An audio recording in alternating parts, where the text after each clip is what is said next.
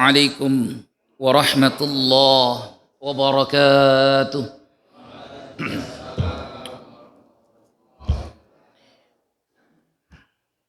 Innal hamdalillah nahmaduhu wa nasta'inuhu wa nastaghfiruh wa na'udzu billahi min shururi anfusina wa sayyiati a'malina.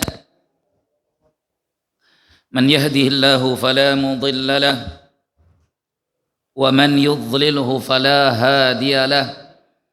Ashhadu an la ilaha illallah wahdahu la syarika lah wa ashhadu anna Muhammadan abduhu wa rasuluhu la nabiyya wa la rasula ba'dah.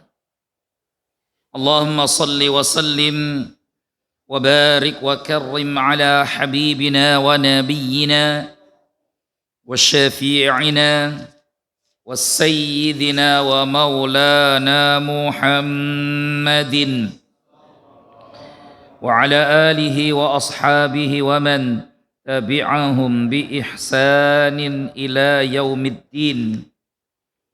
Amma ba'da, hadirin hadirat kaum muslimin dan muslimat, a'azzakumullah wa iyaya.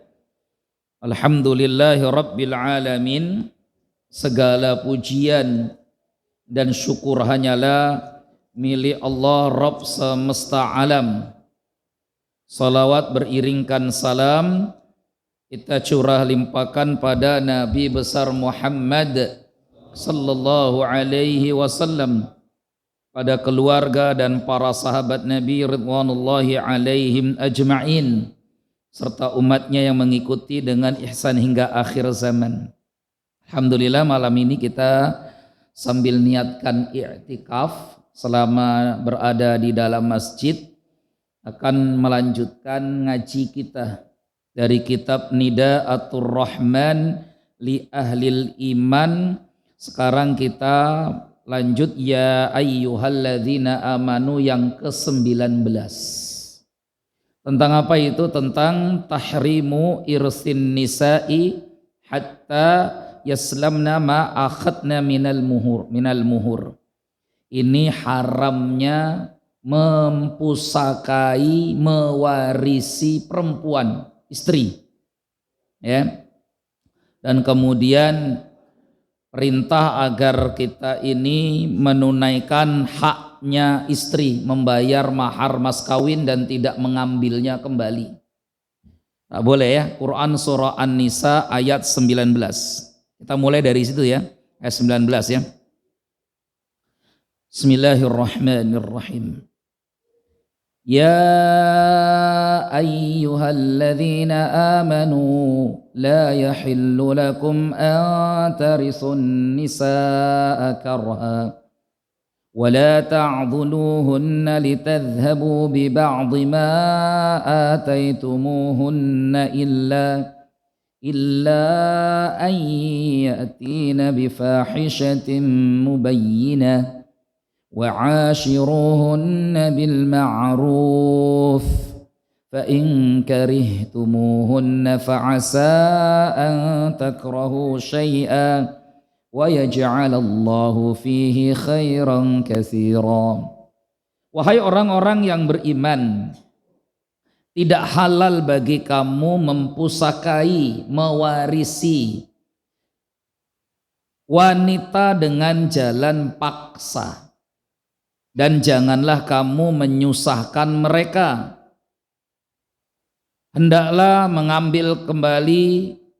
Janganlah kamu menyusahkan mereka karena hendak mengambil kembali sebagian dari apa yang telah kamu berikan kepadanya, mahar mas kawin maksudnya, kecuali bila mereka melakukan pekerjaan yang keji dan nyata. Perbuatan keji dan nyata, fahishatim mubayyinah, itu maknanya adalah zina. Karena perbuatan zina itu keji yang sangat nyata. Makanya pasangan kita, terutama istri ya, karena kan hak menjatuhkan cerai itu kan haknya suami. Ya meskipun bisa saja yang berzina itu suami kan gitu ya. Tapi ini kalau konteksnya yang melakukan kesalahan itu istri.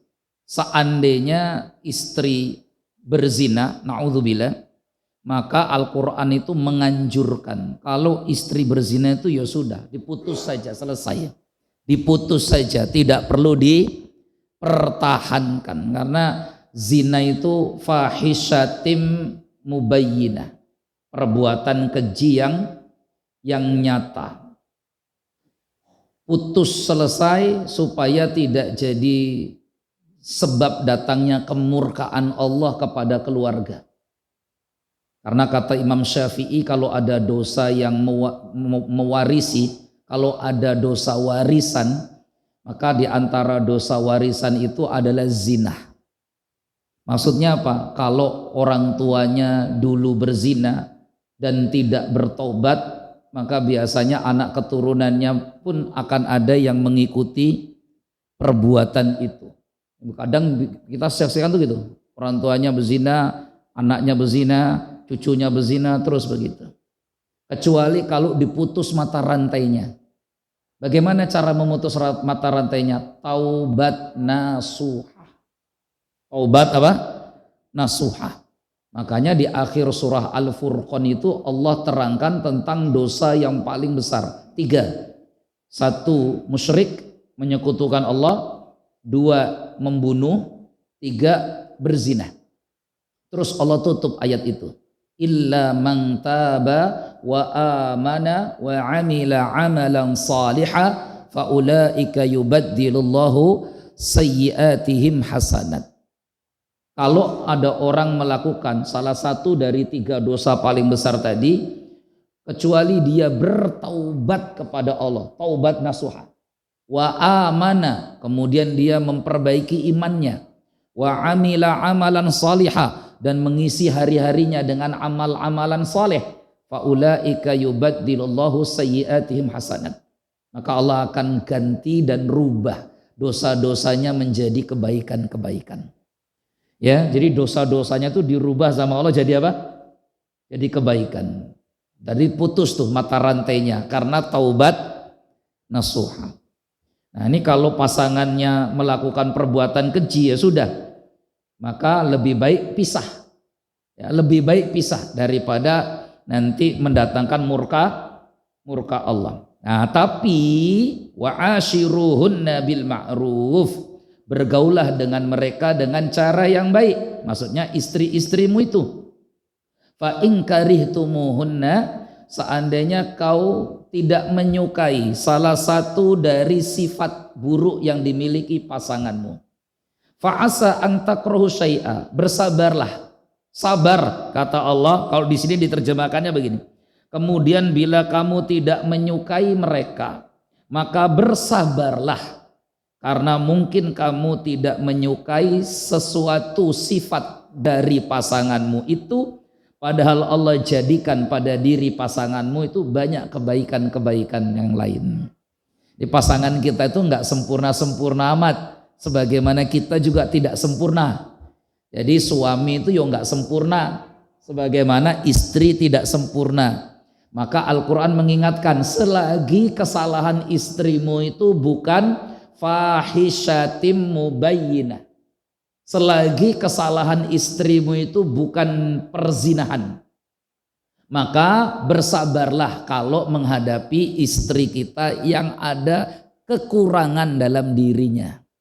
Mungkin sifatnya, kan kadang ada itu ya istri yang judes, minta ampun, cerewetnya minta ampun, tapi nggak ada orangnya pengajian malam ini, nggak ada itu yang cerewet minta ampun, wah suaminya sampai pusing gitu. Gimana nih, saya cerai aja apa enggak? Ya nanti dulu, coba tengok istrimu judes Ustadz, tapi sama anak saya enggak, wih penyayangnya, maka anak saya sehat-sehat Ustadz, gemuk-gemuk, bersih-bersih, enggak ada ingusan-ingusan tuh, enggak ada. Wah, dan istri saya itu kalipun judes Ustadz, kalau menyayur, wah apalagi bikin sayur asem Ustadz, wah asem. Ya, nah kan sayur asem kan pasti asem. Pokok kan itu. Jadi kadang dalam pasangan kita itu ada sifat buruk. Tapi suami itu diperintah oleh Allah, fa in karihtumuhunna Fa'asa an takrahu syai'a wa yaj'alallahu fihi khairan katsiran. Kalau kamu itu tidak suka dari pasanganmu itu salah satu sifatnya, sabar, jangan langsung udahlah kita cerai saja. Susah kalau gitu. Sabar. Orang-orang yang awet nikahnya sampai hari ini tua-tua itu bukan karena pasangannya itu nggak punya salah dan nggak punya kekurangan, bukan. Tetapi bisa jadi karena sabar melihat wis bojoku yo ngene-ngene iki yo bojoku. Kan gitu bahasanya ya. Meskipun ada kurangnya itu masih banyak yang baik-baiknya. Itu ya. Ini yang perempuan-perempuan, ibu-ibu di belakang juga sama. Kalau kita itu mengharap suami kita sempurna ya susah. Pasti ada kekurangannya. Kadang ada suami itu mohon maaf ya nggak ganteng. Itu salah satu sifat kurangnya. Ya, jadi kalau kumpul reuni atau kumpul ini kayaknya kok bujuku paling elek dewi kan gitu ya. Tapi lihat sisi kebaikan yang lain. Suamiku tuh memang nggak ganteng tapi bertanggung jawab, penyayang sama istri, tidak suka mukul, selalu rajin, ibadahnya tekun, wah macam-macam. Ada yang begitu, ya. Kadang ada yang ganteng-ganteng itu turu, malesan, ragelem kerja. Ada yang begitu, ya, gitu. Jadi salah satu ada kurang, ada lebihnya. Jadi lihat, jangan-jangan bisa jadi Allah berikan banyak kebaikan dalam rumah tanggamu. Ya tadi karena sabarmu menerima kekurangan pasanganmu. Gitu ya. Baik, kita lanjut lagi sekarang. Ini Quran surah An-Nisa ayat 19. Ini kalau Bapak Ibu buka tafsir Al-Quran, kita akan temukan asbabun nuzul, sebab turunnya ayat ini. An-Nisa ayat 19. Di sini disebutkan tentang sabab nuzul ayat. Yang pertama dari sahabat Ibnu Abbas radhiyallahu anhuma. Kana ahlul jahiliyati idza mata rajulu kana awliya'uhu ahaqqa bi imraati. Masyarakat jahiliyah dulu sebelum Al-Qur'an turun dan Islam datang, terutama di Mekah ya atau di Jazirah Arab. Karena kita nggak tahu di Indonesia waktu Al-Qur'an turun dulu sedang masa apa, kita nggak tahu di sini. Ya, kemungkinan kalau kita tarik mundur waktu Nabi Muhammad SAW diutus itu masih zaman, kalau di Sumatera itu masih zamannya Sriwijaya. Ya, jadi Nabi Muhammad diutus itu masih zaman, kalau di Palembang zamannya apa? Sriwijaya. Kemungkinannya karena bukti surat menyurat Raja Sriwijaya, Sri Indrawarman itu dengan cicitnya Umar bin Khattab, Umar bin Abdul Aziz itu masih ada sampai hari ini. Tapi kalau surat menyuratnya Sri Indrawarman, Raja Sriwijaya dengan Khalifah Utsman bin Affan, itu hanya berita, buktinya sudah susah untuk dibaca karena suratnya sudah rusak, sudah susah untuk dibaca apa isinya. Dan itu kan entah Sriwijaya yang keberapa, karena Raja Sriwijaya ini kan banyak, kemungkinan sezaman-zaman dengan itu, kemungkinan. Makanya disinyalir dari bukti sejarah surat menyurat Raja Sriwijaya dengan Umar bin Abdul Aziz, cicit Umar bin Khattab, khalifah pada waktu itu, minta supaya didatangkan guru-guru ke Sumatera untuk mengajarkan agama. Disinyalir dalam sejarah Sriwijaya itu rajanya masuk Islam, ya, karena pada waktu itu Raja Sriwijaya kirimkan banyak oleh-oleh dari Sumatera. Di antara oleh-oleh yang paling mahal di zaman itu adalah kayu manis, cengkeh, sama kapur barus. Itu paling mahal di zaman itu. Jadi kapur barus di zaman itu senilai dengan emas. Jadi kalau emasnya 1 gayung, kapur barusnya 1 gayung. Itu dulu harga dulu ya. Kalau sekarang mah siapa yang mau beli kapur barus pakai emas itu ya. Itu dulu karena Indonesia ini terkenal banget dengan penghasil apa? Kapur barus. Nah itu. Jadi itu bukti-buktinya. Nah, kita lanjut lagi sini. Nggak usah ngomongin sejarah malah muter-muter itu nanti. Ya. Nah, terus jamaah sekalian yang dimuliakan Allah, ini zaman jahiliyah di waktu itu, idza mata rajulu, kalau ada suami meninggal dunia, karena auliya'uhu ahaqqa bi imra'atihi, maka keluarga suami itu yang paling berhak memutuskan nasib istrinya. Bukan keluarga istri, tapi keluarga suami. Karena dulu orang kalau mau dinikahi itu sudah dibeli dengan mahar mas kawin yang mahal. Ya, nah dulu begitu.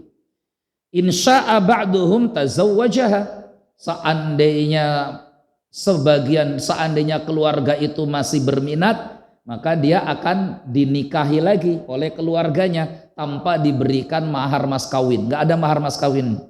Kenapa? Wong dulu keluarga saya sudah beli kamu. Jadi bahasanya itu seperti membeli karena mahar mas kawinnya mahal-mahal.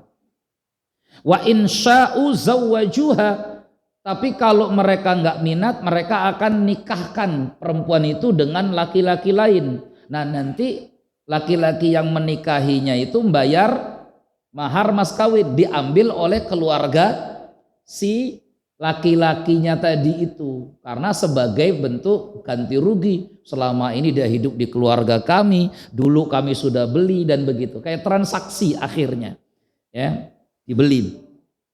Wa insya'u lam yuzawwijuha, bahkan kalau keluarganya si laki-laki mengatakan tidak boleh menikah lagi, maka selamanya si perempuan itu tidak bisa menikah lagi.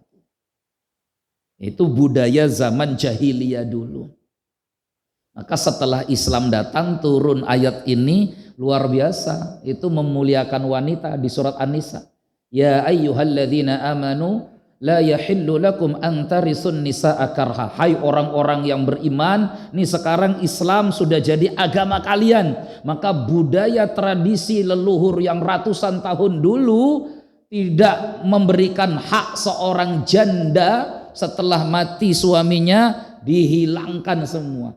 Maka tidak boleh mempusakai perempuan dengan terpaksa, dengan dipaksa. Mempusakai ya bahasanya itu mempusakai, karena si perempuan itu seolah-olah jadi warisan yang hanya dihaki oleh keluarga si laki-laki. Maka kalau setelah Islam datang malah perempuan itu punya hak luar biasa. Si janda kan berhak menentukan dengan siapa dia menikah. Itu dalam Islam tuh bedanya janda sama gadis. Kalau gadis itu kan orang tuanya yang mencarikan pasangan. Jadi orang tuanya juga yang merestui.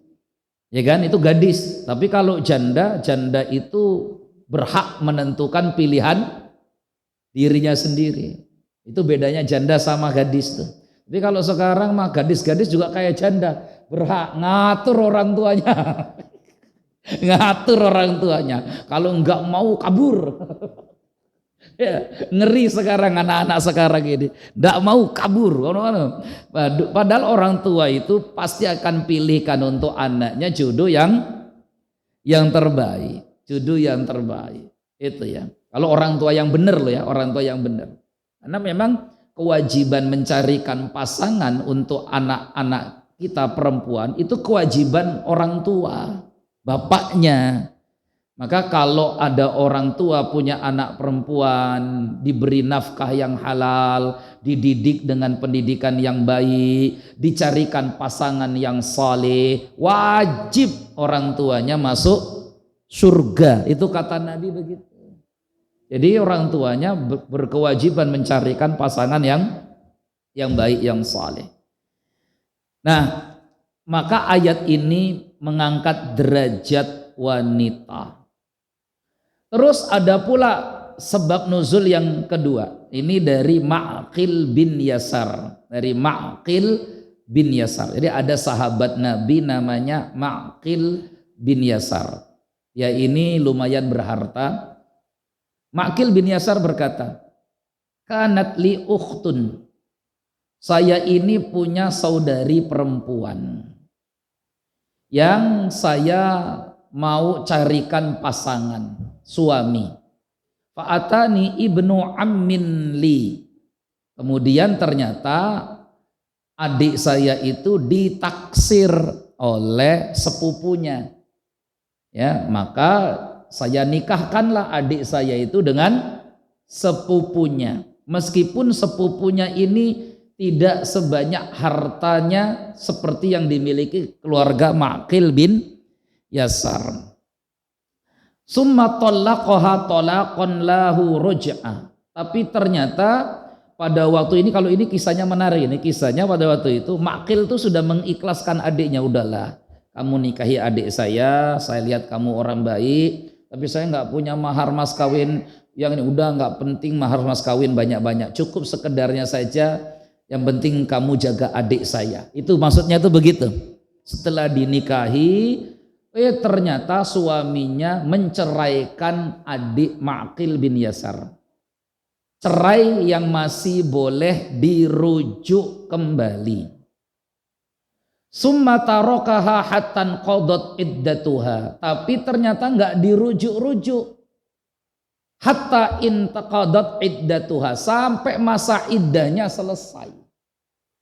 Masa iddahnya berarti berapa tuh Pak? Kalau dicerai sama suami, istri itu masa iddahnya berapa? 3 kali suci. 3 kali suci.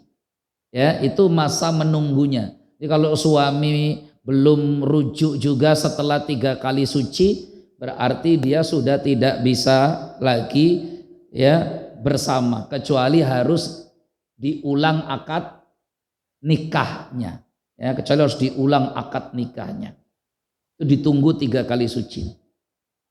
Nah, setelah selesai 3 kali suci, kok enggak dirujuk-rujuk? Oh, berarti selesai. Falamma khatibat ilayya atani yakhtubuha. Ketika adik saya itu dilamar oleh laki-laki lain, nah kan dia udah mulai dilamar nih oleh laki-laki lain. Ternyata suaminya yang pertama datang lagi untuk melamar lagi. Gitu. Jadi 2 ini. Ini siapa yang dipilih? Si Ma'qil sudah terlanjur. Ma'qil udah marah betul, karena dulu saya nikahkan kamu dengan adik saya itu dengan keikhlasan, nggak perlu yang macem-macem, kok malah di tengah perjalanan kamu ceraikan. Nah sekarang ketika sudah ada yang melamar lagi, ditunggu-tunggu rujuknya kamu nggak rujuk-rujuk, giliran ada yang melamar malah kamu sibuk ngelamar. Loh, terus ditanya ke adiknya. Ma'qil sebagai kakak dia sudah bersumpah, demi Allah, kalau laki-laki itu mau minta rujuk lagi dengan adikku, gak akan saya nikahkan dia dengan adik saya. Gak akan saya nikahkan dia dengan adik saya. Itu kan namanya ucapan abang kalau sudah marah. Ya gak punya orang tua. Jadi kakaknya itu sebagai wali nikahnya dia, gak punya bapak. Kakaknya. Misalkanlah bapak-bapak ini, ya naudzubillah jangan gitu ya. Ini misal saja. Anak kita ini dilamar laki-laki yang juga belum mapan. Kita ini keluarga mapan. Terus tiba-tiba kita bilang ini udah nggak apa-apa. Yang penting kamu jaga betul-betul anak saya. Ya, saya tahu kamu suami yang bertanggung jawab. Saya percaya sama kamu. Masalah mahar mas kawin semampunya saja. Nggak saya nuntut yang banyak-banyak. Seneng kan? Tahu-tahu setelah nikah punya anak terus dicerai. Kira-kira perasaan kita orang tua gimana tuh Pak? Ya keluar itu bahasa-bahasa Jawa Timur ya. Iya bahasa-bahasa orang keluar semua kan gitu kan. Nah pas ditunggu siapa tahu rujuk kok nggak rujuk-rujuk. Giliran sudah ada janda mau dilamar laki-laki lain, suaminya yang lama mau lagi. Nah ketika lagi fakultu la wallahi demi Allah la unkihuka, saya nggak akan nikahkan kamu dengan dia abadan selama-lamanya. Nah waktu ditanya adiknya. Ini kira-kira ada yang ngelamar kamu, tapi yang itu mantan suamimu ngelamar juga. Kira-kira gimana? Adiknya itu masih sayang sama suaminya yang lama. Tuh coba lihat. Adiknya masih cinta sama suaminya yang lama. Kayak sinetron aja ini Pak ya. Kayak sinetron ini. Nah, kakaknya dilema di situ. Kakaknya dilema, dia tahu adiknya ini biar bahagia. Ternyata dia masih sayang sama suaminya yang pertama.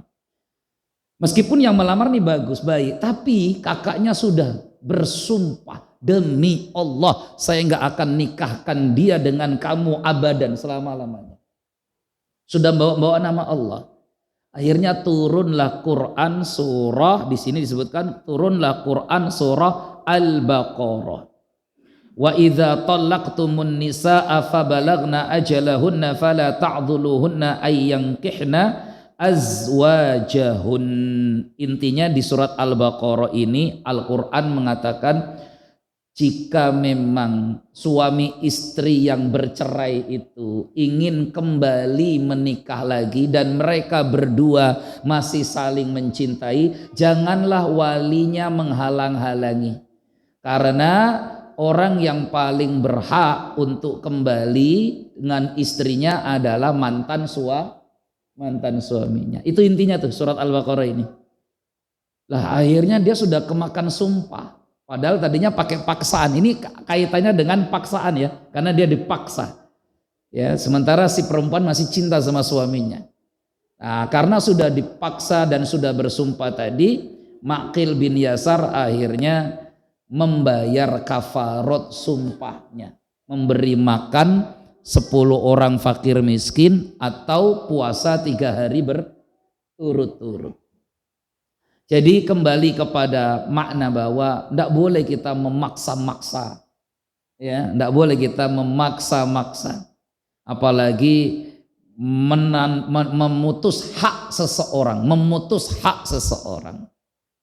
terutama para wanita. Maka jamaah sekalian yang dimuliakan Allah, ada beberapa pelajaran dari ayat yang kita bahas An-Nisa ayat 19 ini. Pelajaran yang pertama adalah satu, as-sadaqu haqqul lil mar'ati, bahwa yang namanya mahar mas kawin itu haknya seorang istri. Mahar mas kawin itu haknya seorang istri. Maka setiap pernikahan syarat sahnya nikah itu harus ada mahar mas kawin. Mahar mas kawin itu mesti sesuatu yang memiliki nilai berharga. Itu di dalam kitab-kitab fikih Syafi'i itu disebutkan begitu. Yang namanya mahar mas kawin itu mesti sesuatu yang punya nilai berharga. Nah itu. Makanya mahar-mahar itu ya biasanya bentuknya kalau ndak uang, barang dan sebagainya. Kalau di Indonesia itu mahar mas kawinnya malah berharga banget. Seperangkat alat sholat. Lengkap dengan masjid dan musolahnya. Ya, jadi kalimat seperangkat alat sholat itu harusnya dirinci karena takutnya salah paham nanti. Ya, difahami seperangkat alat sholat itu jangan-jangan dikasih tanah sama bangunan masjidnya. Oh ternyata enggak, kur sajadah sama mukena ruku sama Quran itu ya. Nah harusnya mahar itu sesuatu yang bernilai. Maka dalam Al-Quran mahar itu tidak disebutkan berapa jumlahnya, tetapi disebutkan sifatnya. Apa sifatnya? Qintor. Ya, Allah berfirman di dalam surah An-Nisa, wa in aradtum istibdala zawjin makana zawji wa ataitum ihdahunna qintara. Qintara itu apa sih? Qintara itu al-mal al-kasir. Jadi mahar itu idealnya itu banyak. Mahar mas kawin itu idealnya banyak. Tapi kan kembali kepada kemampuan masing-masing suaminya. Maka di satu sisi Al-Quran menganjurkan mahar itu mesti yang bernilai, karena itu haknya seorang wanita. Haknya seorang wanita. Jadi tidak masalah.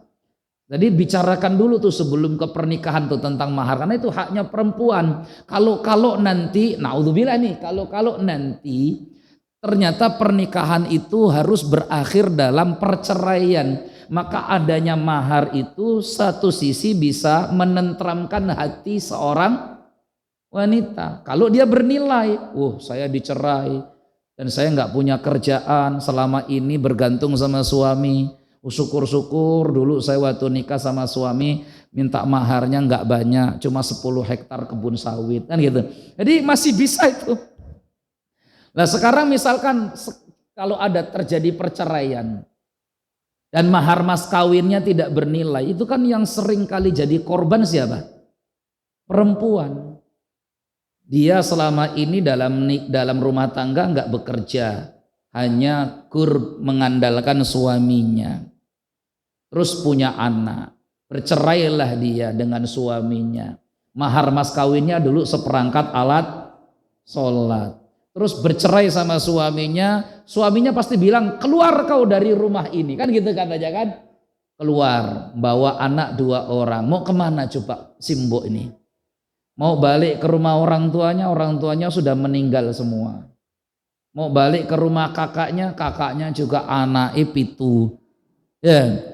Mau ke rumah adiknya ngekos ngontrak, bingung. Akhirnya dia terlunta-lunta, tuh seringkali jadi korban.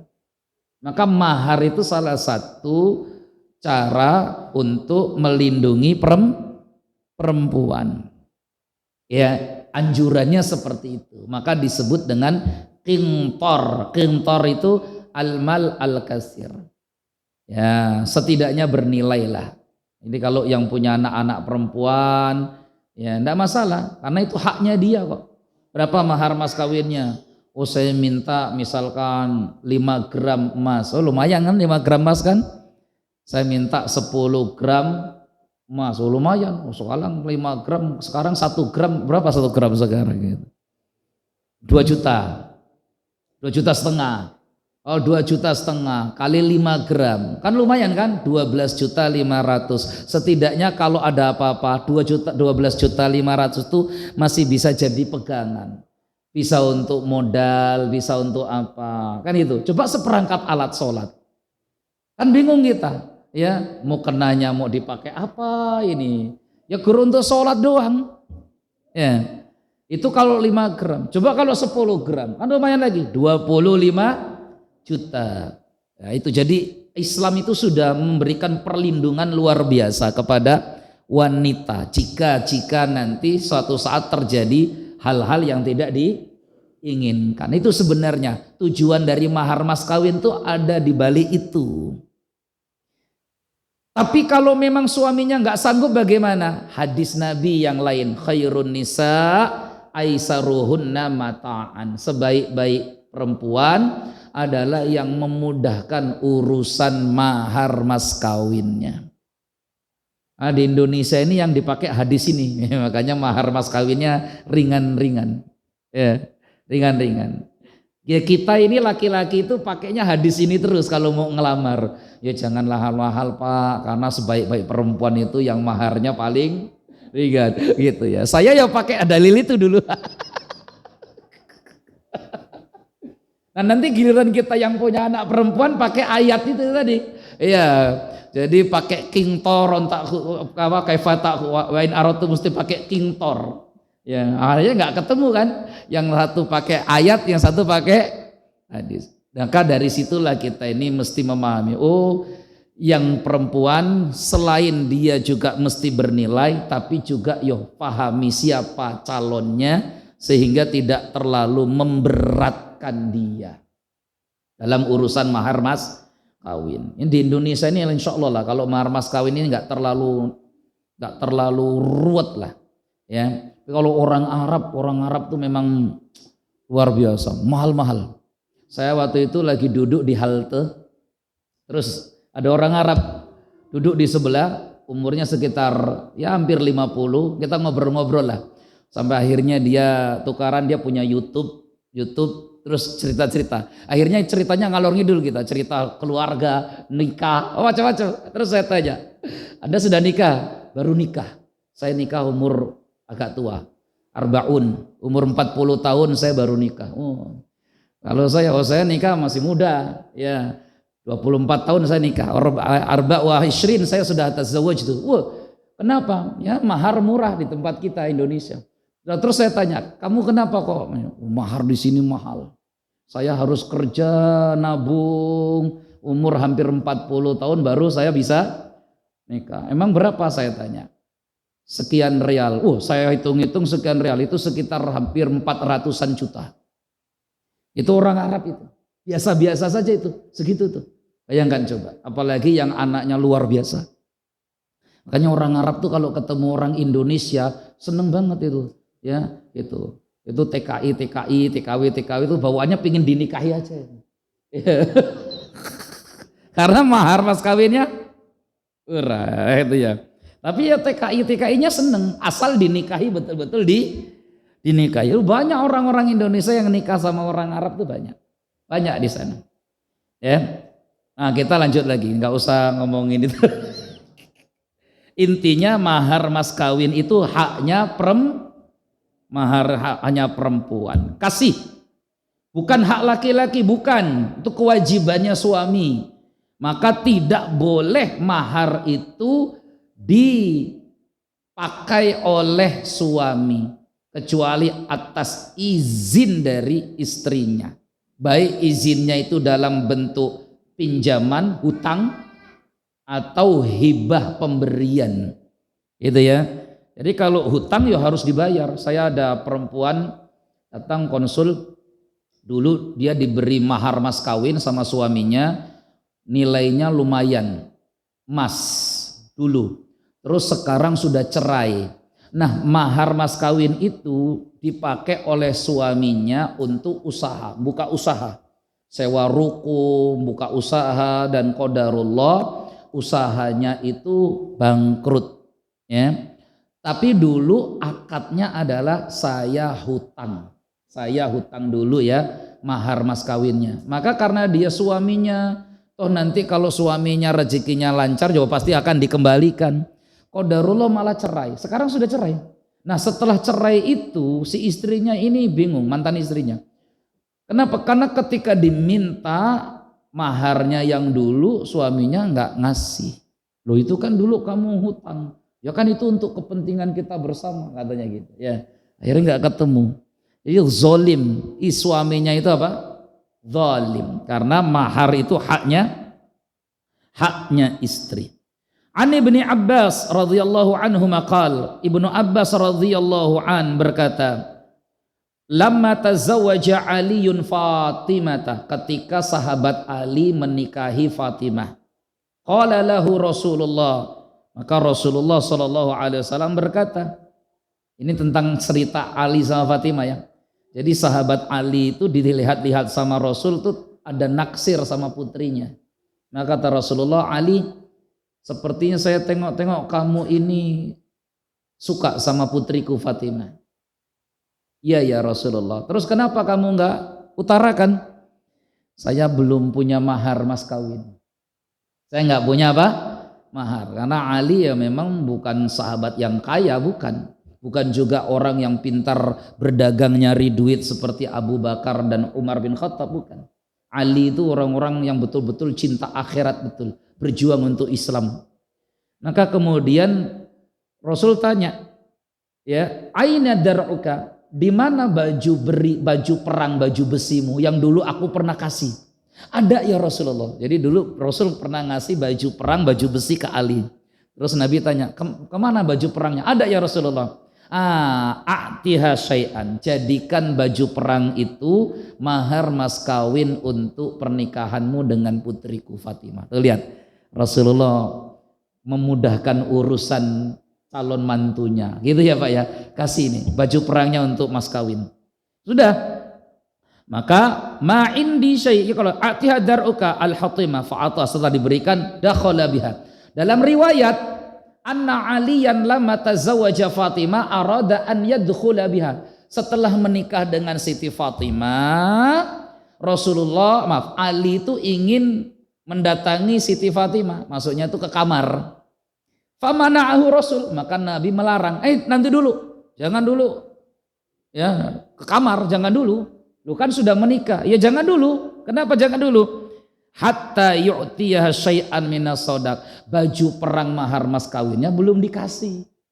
Jadi dia akadnya ngutang dulu, ditunda ternyata. Jadi Ali sama Fatimah ini waktu nikah mahar mas kawinnya disebut tapi belum dikasih. Nah itu kan boleh. Dalam pernikahan tuh boleh. Cuma dia belum bisa apa? Berhubungan badan belum bisa. Sah nikahnya tapi belum bisa berhubungan badan sampai maharnya diberikan. Makanya KUA sekarang kan memastikan betul. Ada enggak? Ada mana? Karena pingin supaya langsung eksekusi gitu loh maksudnya. Karena kalau enggak ada belum bisa. Ali itu nikah, ketika nikah mas kawinnya belum ada, cuma sudah disebut mas kawinnya itu, maharnya itu. Maka ketika dia mau masuk Nabi larang. Terus mana maharnya? Faqala ya Rasulullah laisa li syai', udah kasih itu. Setelah dikasih baru boleh, ya, baru boleh. Jadi lagi-lagi ini mahar mas kawin haknya istri. Tapi setelah itu ternyata baju perangnya diberikan lagi ke suaminya. Jadi muter-muter tok iki. Tadinya baju perang itu diberi Nabi Muhammad. Ke siapa? Ke Ali. Karena Ali itu kan pahlawan perang, panglima perang, pendekarnya. Udah, jadi pakai baju perang supaya kalau perang ini lebih aman lah, safety kan. Hebat-hebatnya Ali kan tetap terluka juga. Nah setelah itu mau nikah, jadikan baju perang itu mahar. Kasih ke siapa? Anaknya Nabi Muhammad. Setelah diambil jadi mahar mas kawin. Kan Siti Fatimah yo mikir-mikir. Nih kalau suamiku perang gak pakai baju perang, ninggal janda lagi. Janda. Maka akhirnya mau kemana? Perang. Pakailah. Loh tapi ini mahar mas kawin. Ya dihadiahkan. Nah muter-muter lagi kan. Muter-muter lagi. Ya jadi ini menarik. Masya Allah, ini cerita tentang keluarga surga. Sederhana banget ya. Itulah dunia Pak, itulah dunia. Kadang manusia-manusia surga itu rezekinya di dunia itu sempit. Ada yang orang-orang durhaka rezeki di dunianya malah makmur. Ya inilah dunia. Dunia itu bukan ukuran. Hanya nggak bisa kita ngukur orang itu bahagianya itu, ini rezekinya lancar, umay gedung, padahal ya orang pernah sholat, taat ya enggak, orang nggak jelas. Ya itulah dunia. Dunia ini ceritanya berubah, terbolak-balik. Kalau di akhirat nggak ada cerita terbolak-balik. Siapa yang di surga ya betul-betul manusia terbaik, pilihan. Ya, bukan karena hartanya, bukan karena pangkatnya, bukan karena tampannya, bukan karena cantiknya, tapi karena betul-betul ketakwaan yang ada dalam hatinya. Ya, baik, wallahu alam bisawab. Nah, jamaah sekalian yang dimuliakan, sudah isya belum, Mbak? Belum. Baru disindir langsung bunyi. Ya, baik. Jamaah sekalian, insyaallah nanti kapan-kapan kita akan lanjutkan kajian ini karena masih ada beberapa hal, masih ada sekitar 3 halaman lagi pensyarah menjelaskan maksud ini dan ini sangat penting, menarik sekali ini tadi ya. Bulan depan insyaallah biiznillah. Baik ya, maka suami-suami yang ngutang mahar mas kawinnya istri jangan lupa kembalikan, zolim kita ya kalau enggak mengembalikan mahar mas kawinnya istri. Itu. Kita tutup dengan kafaratul majlis. Subhanakallahumma bihamdika asyhadu an la ilaha illa anta astaghfiruka wa atubu ilaik. Akhiru kalam, wassalamu alaikum warahmatullahi wabarakatuh.